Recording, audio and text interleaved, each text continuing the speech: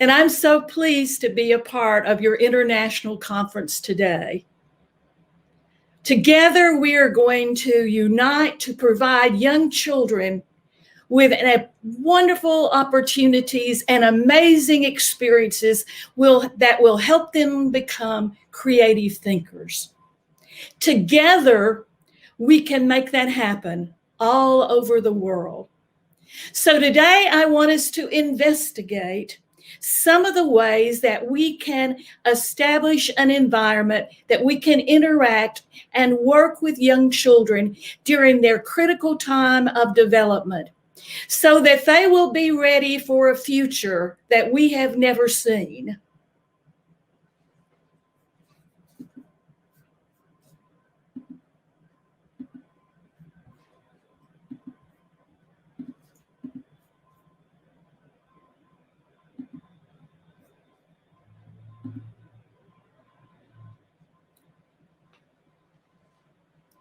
The young children in your classroom today are in your home, will be living and working in a very different world.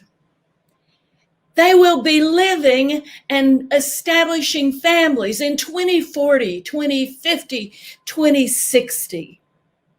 And what will the world be like for them? It will be a very different place. We're already having a touch of what the 21st century is going to be like. We're going to have issues and problems that we've never dealt with before. And our children will be the people who will be responding to these problems and issues. And how we deal with them today is going to determine how good they are at problem solving, how good they are at inventing and creating new things in their world. So why is there so much change in our world? Well, first of all, we're communicating with people around the world. Our session this morning is a great example of that. I live in the middle of the United States, and you are in India, a world apart. Yet we are talking together, we're thinking together, and we're deciding what is good for young children. We have an expanding amount of new information. Every day, thousands of new pieces of information come into existence. And we have to be able to change and adjust and learn from these new pieces of information. We also know that our environment is changing, and we must be able to adapt and learn how to deal with those changes. And then there will be challenges that you and I today don't even know exist. They will come into existence for our children to solve, for our children to answer. I thought it might be fun for us to kind of look at a few things that are going to be in your child's future. And some of these are already being tested today. How about a private airplane? One that you can drive out your driveway and drive to work, commute to your place. How about looking at the tip of your finger? A chip as small as the tip of your finger will be able to hold every book that has ever been written. Futuristic scientists have told us these things are in development and will be available for our children as they grow up. Researchers and people who study future business opportunities predict that in the next 12 years, and that's for our children, there will be more than 200 new professions we've not even heard of today. How do you prepare a child for a profession that we don't even know exists yet? What skills and possibilities will they need to be able to make it in a new world with a new profession? So why is creativity important in today's world? With all these changes that are occurring, all these improvements and potential issues and problems are happening, it is essential that the children that we are working with today learn how to communicate in a variety of different ways. They need to learn how to collaborate with other people and people who are different from them, who may have ideas different from them. They need to develop creative confidence. So when they are posed with a problem or an issue that they've never dealt with before, they will have confidence that they can solve it, that they know how to deal with it. And a part of taking those creative ideas is that we have to understand and help children understand as well that when you take creative risk, when you try new things, sometimes you make mistakes. And mistakes are okay. Mistakes can be a part of the learning process. If it didn't work, what can we do different? We don't give up. We try another way. And we accept that sometimes it doesn't work.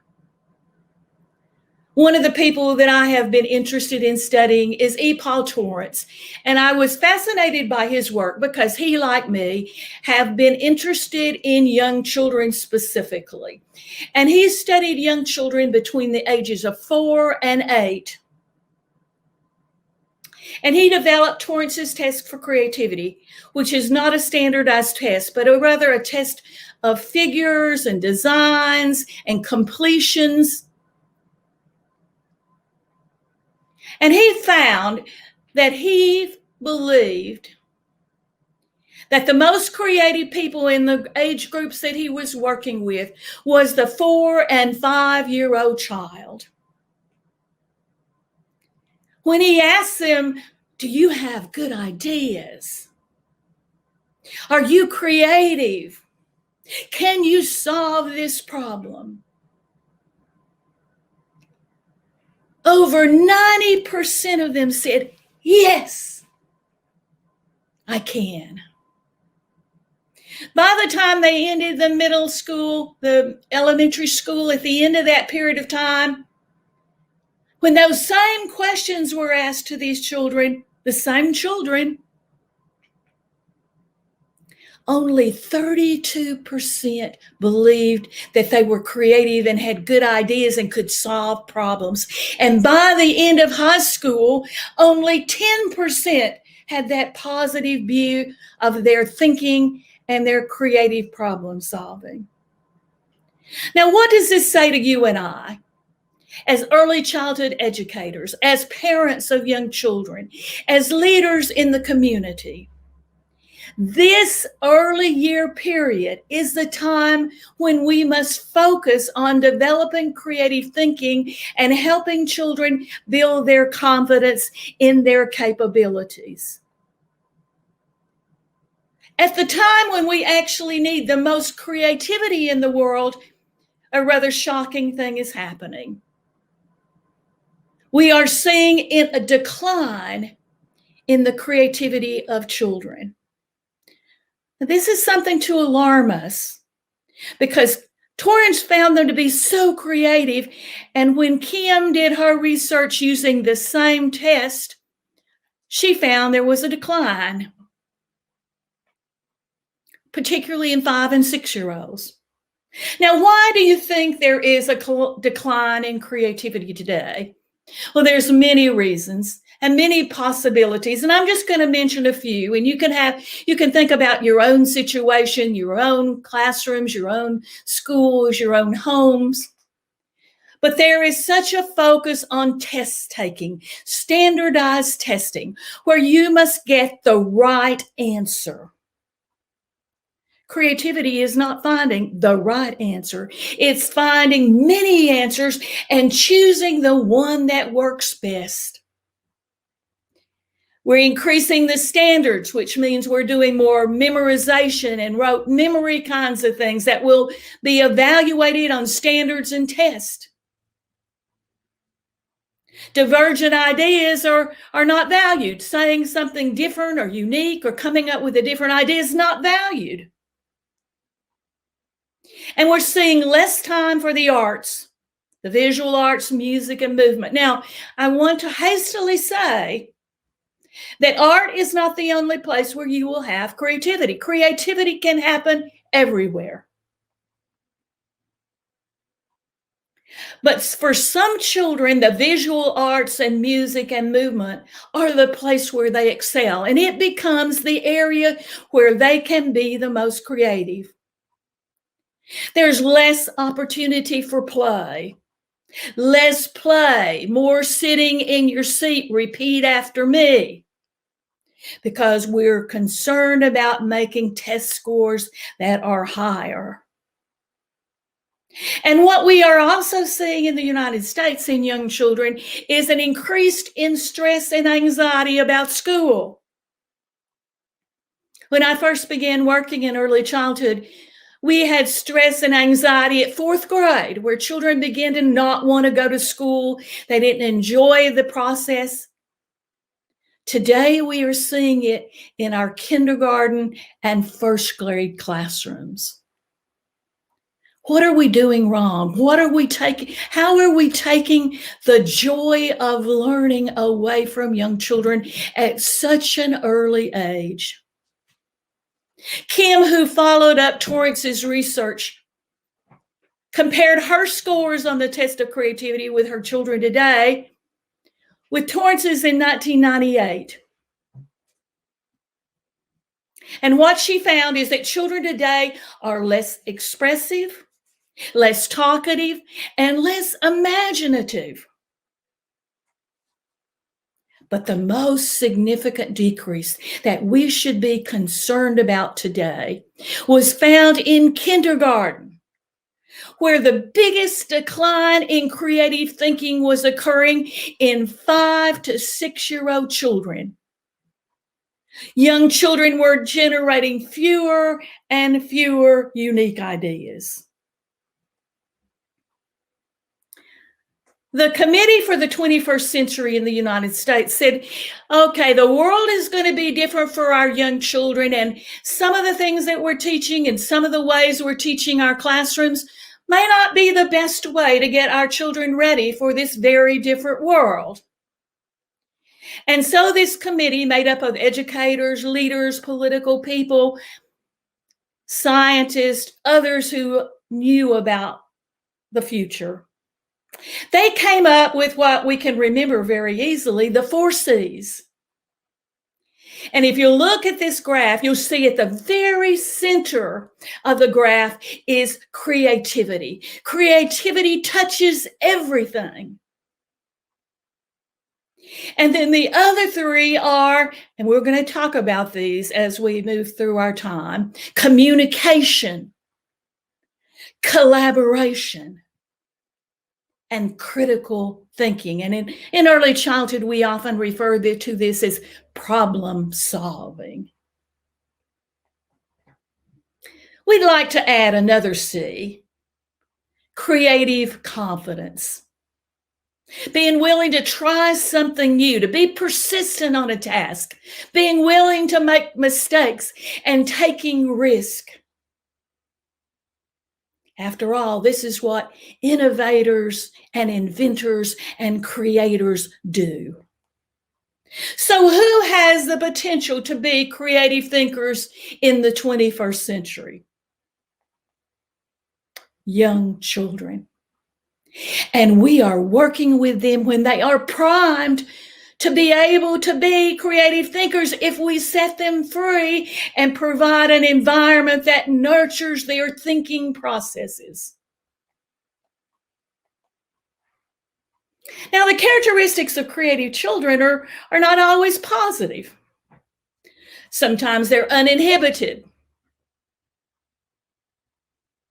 They're filled with ideas, and sometimes they have trouble finding out which one they want to use.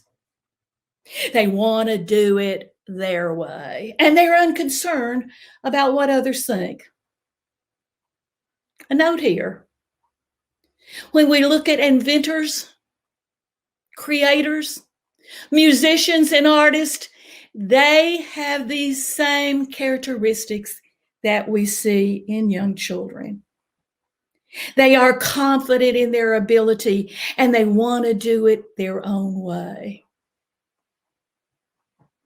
So you and I today have a challenge. How do we support and nurture young children to be creative? How do we do this? Leaders in the community can support the programs than teachers who are striving to develop creative thinking instead of test scores. They can collaborate with others to find ways to have new possibilities within their curriculum. They communicate actively with their communities and value creative problem solving. But creative thinkers need time to play. They play with ideas. They play with materials, they play with peers, and they play with possibilities.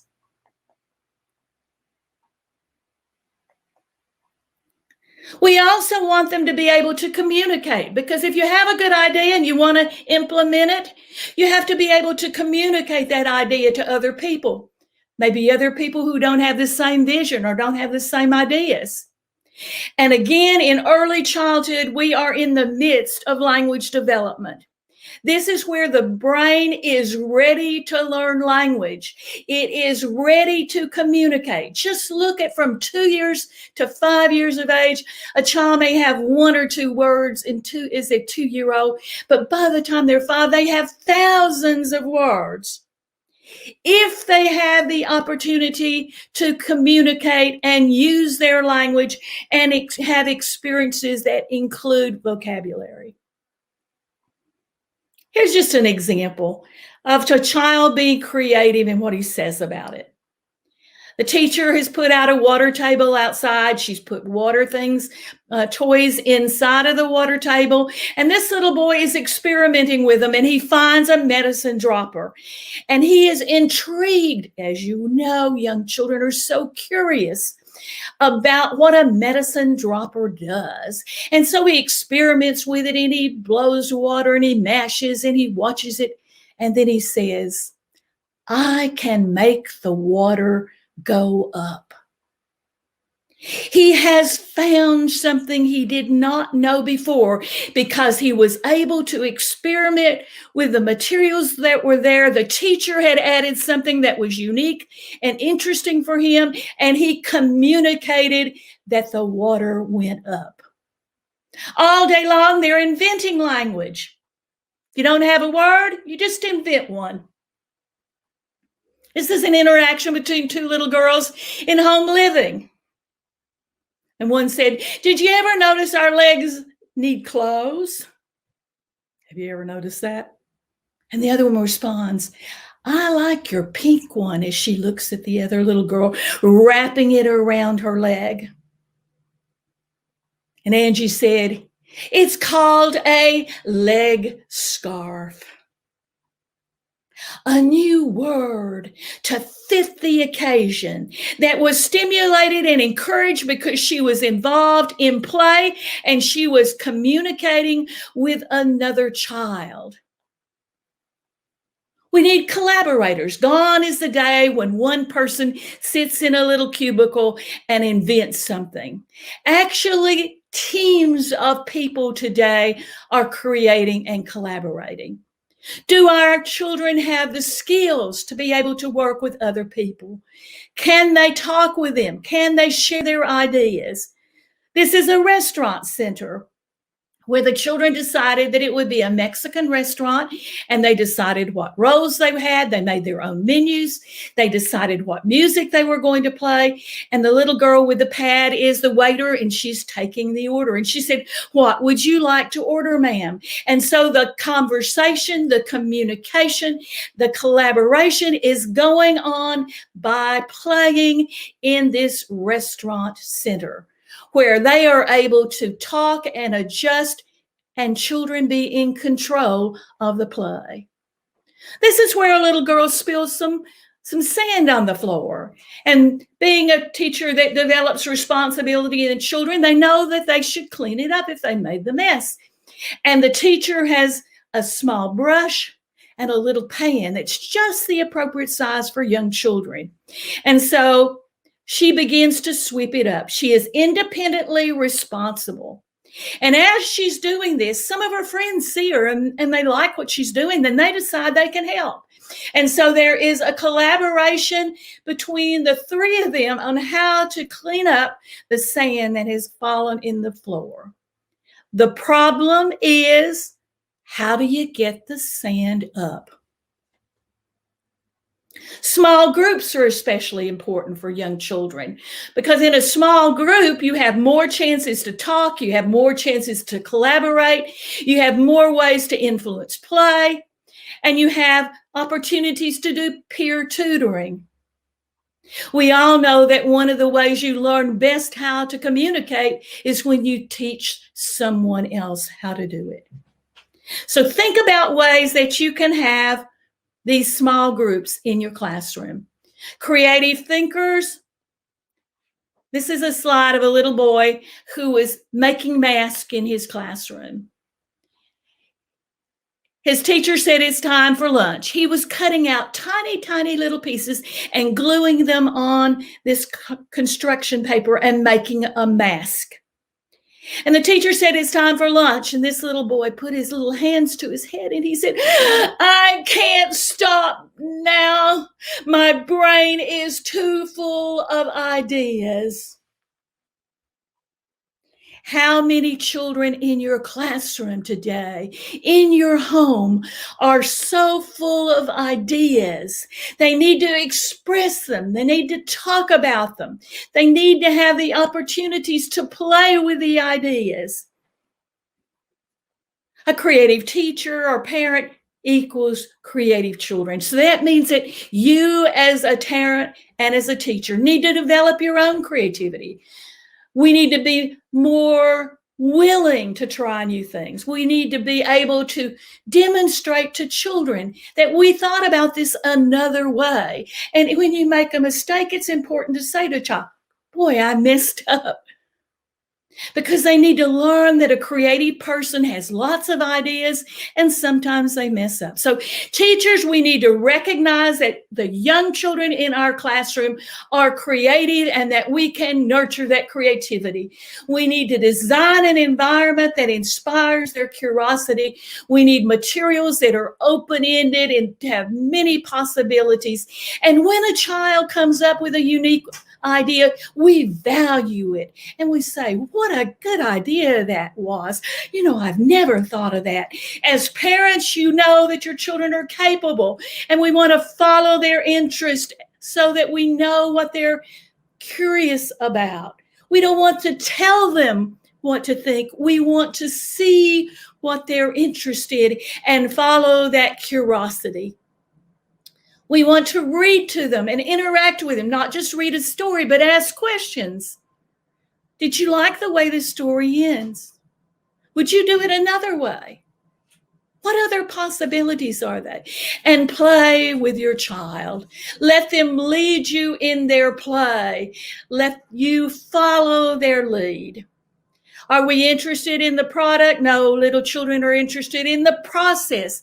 They're not worried about it. How can we support their ideas? We make good comments. Tell me about your plan. Keep going. You're right on track. What are you going to do next? If you could change one thing, what would you change? Our questions and ideas posed to them will help them think in new ways, providing them choices. What do you want to do? What materials do you want to use? What books do you want to read? What songs do you want to read? Encouraging them to come to self-evaluation. Not what I think of your picture, but what do you think of your picture? Open-ended materials have many possibilities and combinations. We must take time to communicate and collaborate with the children about their ideas. This little girl was interested in the boxes in the art area, and she made a video camera and a remote. No one told her what to make. She created this idea. It came from her own head.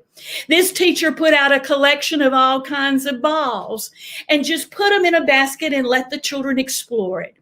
Now, being an early childhood person, I would say, well, they're going to sort it by color. They're going to color it by size.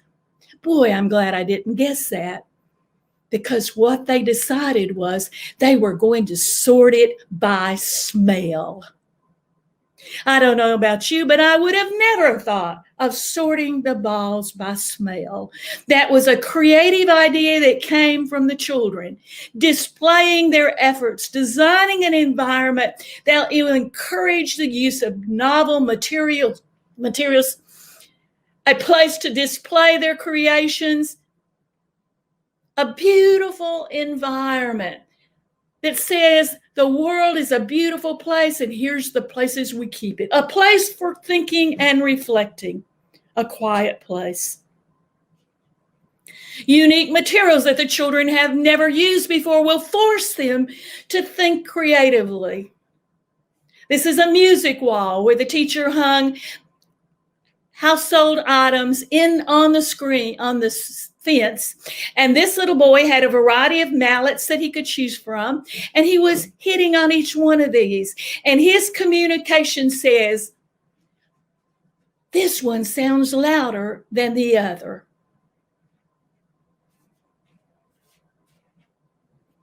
Different kinds of blocks create different kinds of constructions. This little boy says, I have a lot of tall and pointed buildings. The reason he has that is because the teacher had in her collection of blocks some very unique and unusual things. So today we have a big challenge. What is our challenge today, and how are we going to meet it? In our classrooms, we have young, creative children just waiting to be set free, for their ideas to be stimulated and encouraged. But it is up to us to create the environment and the interactions and the possibilities that will nurture their thinking. So what is our goal today for our children who are going to be living in the 21st century? We want to nurture young, creative thinkers. We want them to be able to communicate their ideas and feelings and thoughts. We want them to be able to collaborate with others and to be able to solve difficult problems. You and I must unite to nurture these young, creative thinkers to reach their potential and their possibilities for the future, so that our world will be a greater place for them as they move into their lives.